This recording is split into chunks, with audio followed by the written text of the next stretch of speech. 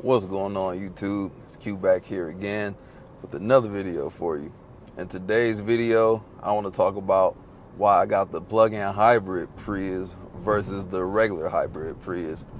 So I have a 2026 Nightshade Edition Prius PHEV, or formerly known as Prime, but I chose this over the regular hybrid. And honestly, I didn't even consider the regular hybrid Prius just because it wasn't the car I was looking for.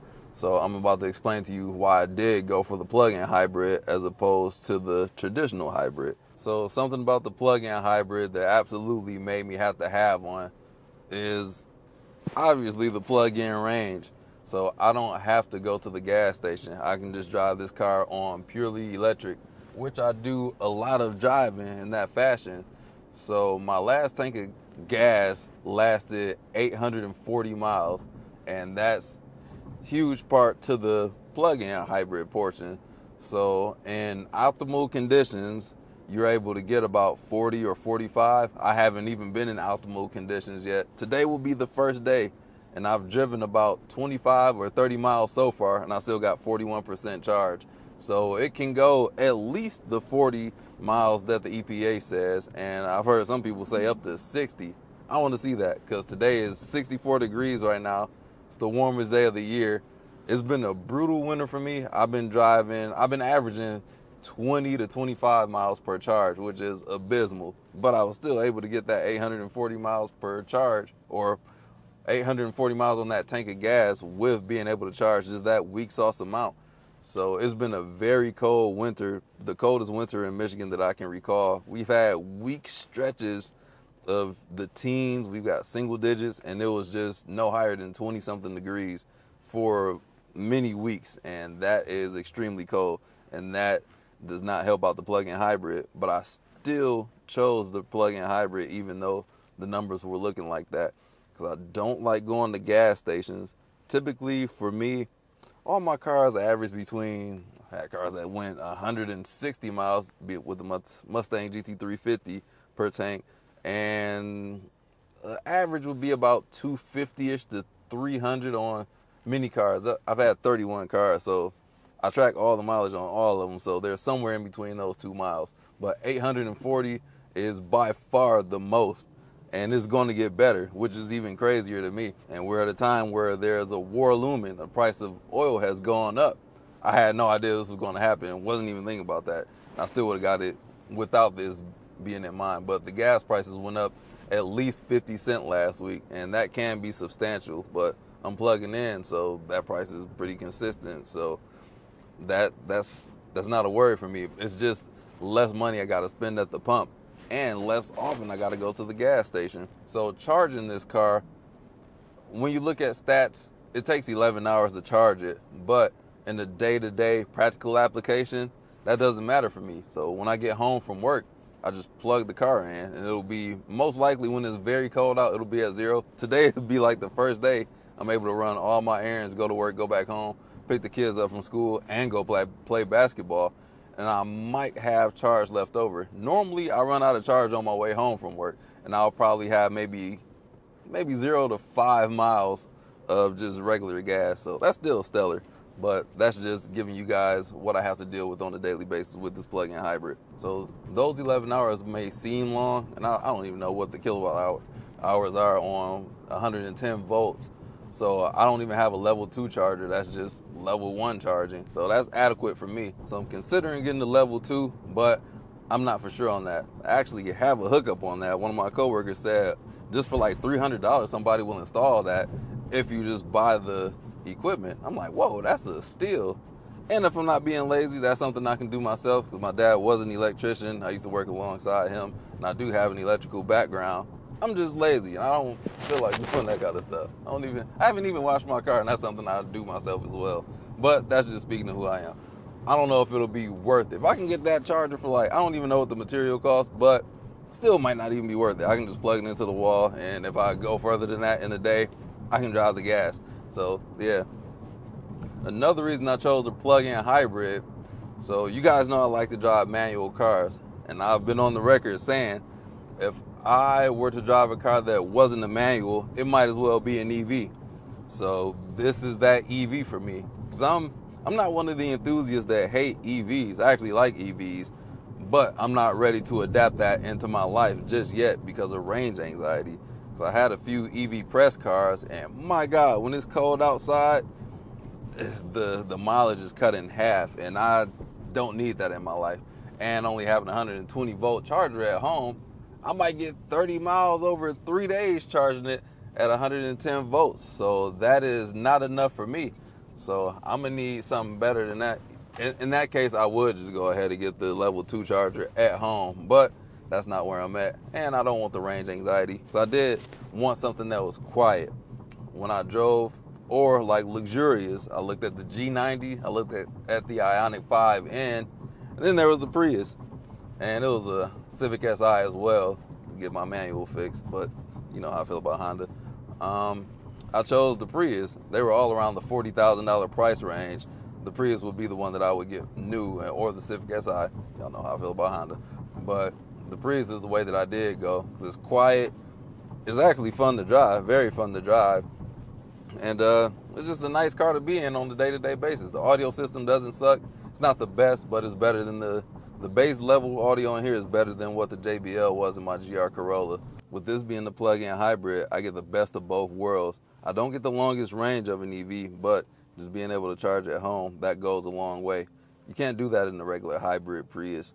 And once that engine, like you can hear the engine on there. Like when I drive here, it's like dead silent, minus the little whirring sound. But with the hybrid version, you hear the engine unless you're like coasting at like the lowest acceleration known to mankind.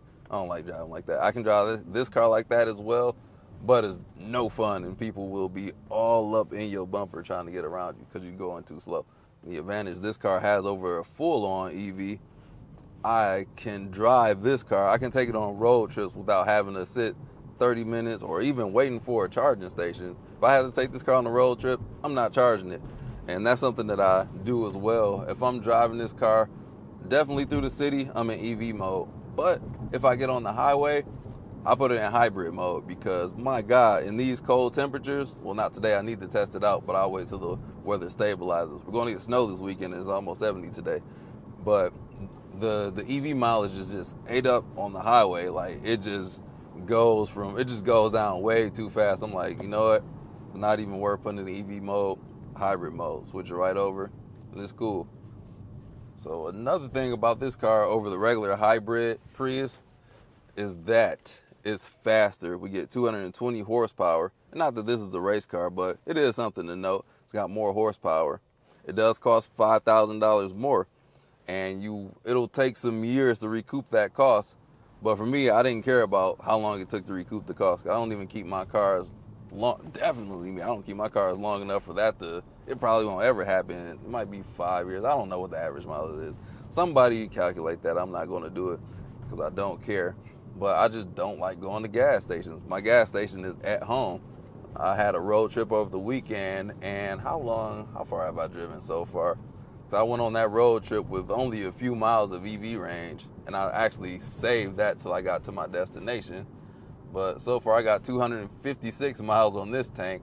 I've only been driving like 2 days charging since it depleted when I was out of town. And I still got 84 miles left of range. That's amazing to me. And it's going to take forever for that because I'm charging it every day. And as the temperatures get warmer, I'm going to have leftover range when I get home. So there are a few drawbacks of having the plug-in hybrid over the traditional hybrid. That's if you call it a drawback. So this one does weigh more. It does cost more. So if that's not a problem, then this is the way to go. The plug-in hybrid also does not come with all-wheel drive. And this is a 2026 model. Maybe they will in the future, but as of now, you can only get the traditional hybrid with all-wheel drive. And this car sucks in the snow. It's due to the tires. You can change out the tires. This is geared for efficiency and not snow performance. And this car is abysmal in the snow with these stock tires. Next year, I'm getting winter tires just because it's that bad. In the 40K-ish price range, between 40 and 50K, the Prius is the only car that I believe off the top of my head, maybe minus a Hyundai, one of the plug-in Hyundais, but I'll chose the Prius, that you can get as a plug-in hybrid. I don't even think there's many plug-in hybrid cars. There are SUVs. There's a RAV4, but my God, what is that thing like to drive? The previous one, not the new one. It is, that thing is boring as all get out. But I wanted a car. I don't like SUVs. I don't care if it's saving me money or not. Like I just don't like SUVs like that. BMW has plug-in hybrids. There's one of my guys, he has a plug-in hybrid 5 Series, and he gets about 40 miles per charge. That would be interesting to own, but holy cannoli, that price when brand new. Used, that thing might be super cheap, but a used BMW out of warranty with an electrical system in it. Hey, look, it's a BMW i3 next to me. Dope. Yeah, that ain't what me and German cars, nah. My German cars have not been, actually my M2 was good, but that was still under warranty. My German cars out of warranty, and nope, not doing that again. Learned my lesson. Yeah, nobody don't have nothing. Honda's not a plug-in hybrid. Ford doesn't even sell cars. GM doesn't sell cars. They got the Bolt, but they're all traditional EVs. Yeah, Toyota's going to be a leader in these plug-in hybrids, and everybody else is going to be catching up now because they bet big on EVs, and they are bleeding moolah at the moment. So those were my main reasons for getting the plug-in hybrid over the traditional hybrid. Mainly because I just want to tiptoe into the EV territory. Like if it was between this and the traditional hybrid, there's other cars out there, mainly the Civic hybrid, and I would still choose the Prius over the Honda hybrid just because I think it's funkier. It looks more unique than the Civic. Not that the Civic is a bad car, even though I got my beef with Honda. I still can't hate on that car. That's still a phenomenal car as well, and it's going to be more sporty. But the Prius holds its own, and that's why I absolutely picked the plug-in over the Civic hybrid, because you can't even plug in the Civic, and that adds a lot of value to me. That's where all the value is, honestly, to me personally, for my lifestyle. Not having to go to the gas station and just charging at home.